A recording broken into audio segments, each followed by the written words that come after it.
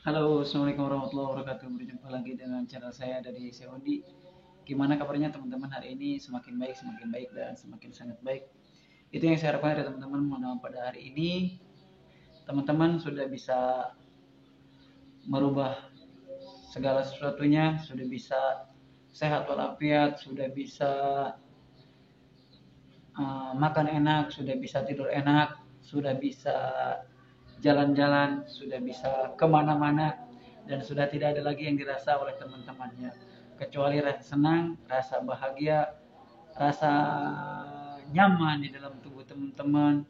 Tidak ada lagi yang perlu ditakutkan, tidak ada lagi yang perlu diwaspadai, hanya perasaan menikmati hidup yang lebih nyaman daripada sebelumnya, menikmati hidup yang lebih bagus daripada sebelumnya.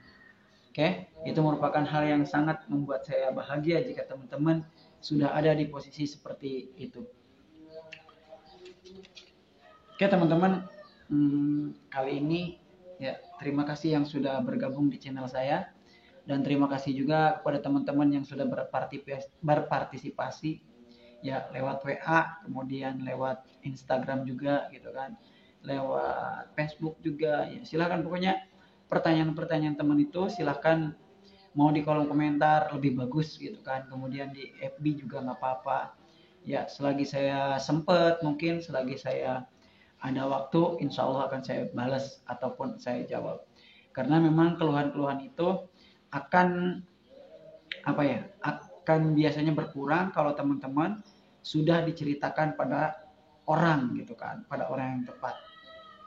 Ya, beberapa orang mungkin belum bisa bangun dari situasi seperti ini, tapi beberapa teman memang sudah bisa keluar dari zona seperti ini.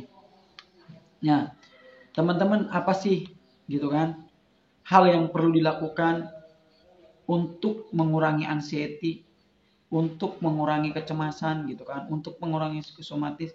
Ini merupakan ilmu penting dalam anxiety ya. Dimana anxiety itu kan sudah saya terangkan bahwa gangguan kecemasan ya, atau kecemasan berlebih yang terjadi pada diri manusia, dan siapa saja bisa kena gitu kan. Dia tidak memandang ras, tidak memandang agama, tidak memandang suku, tidak memandang kaya atau tidak punya gitu kan, tidak memandang jelek dan bagusnya ataupun tampan dan cantiknya. Kalau waktunya kena, kena gitu kan. Kalangan selebritis pun ada yang kena gitu kan, kalangan yang high pun ada yang kena.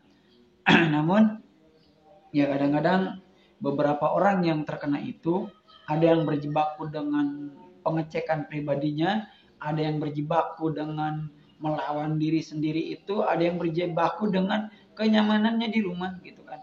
Ini merupakan ilmu yang dasar sekali untuk anxiety. Jadi teman-teman itu ya silakanlah cermati gitu kan. Kemudian catat, sekali lagi kata saya catat. Kemudian cek gitu kan. Cek apa? Cek sensasinya. Ya, sensasinya yang timbul itu apa saja yang sudah terjadi pada diri kita. Satu persatu kita cek, satu persatu kita lihat apa yang sudah, apa yang belum. Biasanya kan sensasi anxiety itu kan biasanya umumnya itu berulang gitu kan, berulang itu lagi, itu lagi, itu lagi. Cuma memang panic attack-nya itu yang belum bisa kita kendalikan gitu kan. Kecemasannya itu yang belum bisa kendalikan. Nah, kalau misalkan teman-teman sudah dapat menemukan caranya, ya kalau kita berbicara caranya ini agak sulit teman-teman ya. Kalau kita berbicara caranya agak sulit karena apa? Masing-masing orang kan beda apa ya, beda cara. Saya sendiri pun beda banget caranya untuk sembuh gitu kan. Mungkin teman-teman juga ada gitu kan. Kalau misalkan sudah ketemu caranya, sekali lagi kata saya, itu pasti teman-teman akan mudah untuk yang namanya mengendalikan kecemasan itu. Jadi anggapannya itu nanti sensasi itu adalah sakit biasa, hal yang wajar saja yang terjadi pada diri teman-teman. Bukan yang perlu ditakutkan lagi, bukan yang perlu diwaswaskan lagi. Selama kita masih mempunyai rasa ketakutan, ya terutama ketakutan ya.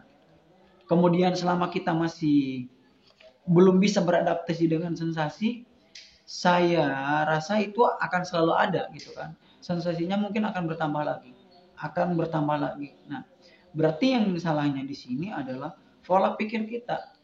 memanage pikiran positif itu agak sulit memang teman-teman. Ya, untuk mengendalikannya gitu kan, untuk merubah pikiran negatif ke pikiran positif itu agak sulit. Nah, itu anxiety yang paling dasar. Bagaimana kita caranya merubah afirmasi yang negatif itu ke dalam hal yang positif? Bagaimana sih caranya merubahnya? Ya, kita berprasangka baik, itu yang pertama. Ya, setiap yang dirasakan oleh teman-teman, coba teman-teman itu berpikir, ini kan sudah sakit biasa. Oh, ini kan sudah terjadi sama saya. Itu prasangka baik. Bukan begini. Ketika kita merasakan sakit, ketika kita merasakan sesuatu hal yang memang terjadi pada diri kita selalu menghubungkan dengan kematian. Kita selalu menghubungkan dengan penyakit berat. Nah, hal-hal semacam itu yang mungkin akan menjadi kendala untuk teman-teman bangkit dari anxiety ini. Selama anxiety itu masih diikuti, selama anxiety itu masih ditakuti, selama anxiety itu masih menjadi sesuatu istilahnya pengendali di dalam diri kita, maka sensasi itu akan muncul dan muncul lagi. Ya. Tapi beda dengan orang yang memang sudah bisa membodoh amatkan penyakit ini. Ya, beda dengan orang yang sudah tidak mengikuti anxiety ini. Ya, beda dengan orang yang sudah tidak menakuti ini. Ya, mereka akan cepat lepas, mereka akan cepat keluar dari zona anxiety ini. Kadang-kadang kan kita sebetulnya hanya kebingungan saja. Kebingungan dengan yang dirasa. Kita kan capek berobat, capek cuk-cak cek-cek sana kemari, tapi hasilnya kan kita normal. Tapi kenapa sih tubuh kita itu selalu merasakan sakit setiap hari? Ya karena kita itu masih dirasa ataupun masih ya diprakarsai oleh anxiety gitu kan. Sebetulnya kan kita jalan-jalan perlulah. Kemudian refreshing juga perlu supaya apa? Otak kita fresh gitu kan. Otak kita mendapatkan sesuatu yang baru, bukan mendapatkan sensasi lagi. Ya, kalau bisa kan kita liburan, cari suasana baru gitu kan, ngobrol dengan teman-teman, ya keluar rumah, atau misalkan teman-teman ya usaha kecil-kecilan. Nah, seperti itu. Ya, itu merupakan dasar dari anxiety. Pelajari dulu penyakit ini tuh seperti apa gitu kan. Kemudian ya ciri-ciri anxiety seperti apa gitu kan. Kalau teman-teman sudah ketemu, biasanya ya akan mudah untuk mengelola pikiran ini, akan mudah untuk ya membangun mental yang lebih bagus lagi daripada sebelumnya, membangun mental yang oke lagi daripada sebelumnya. Ya. Kalau misalkan kita berbicara sensasi, orang lain pun orang normal sehat. Gitu. Kan kita gini terlalu takut kita itu dengan tubuh kita sendiri. Perut bunyi aja dipusingin. Orang lain mah perut bunyi itu biasa aja. Setelah kita makan misalkan sakit perut ya. Kalau misalkan orang yang salah makan normal pun biasanya ada sakit perut. Jadi itu merupakan ya ilmu penting dalam anxiety. Hal yang utama yang harus diberantasnya berarti adalah kecemasan dulu. Oke, itu saja. Salam sambut dari saya dari Sehundi. Wabillahi taufiq wal hidayah. Wassalamualaikum warahmatullahi wabarakatuh.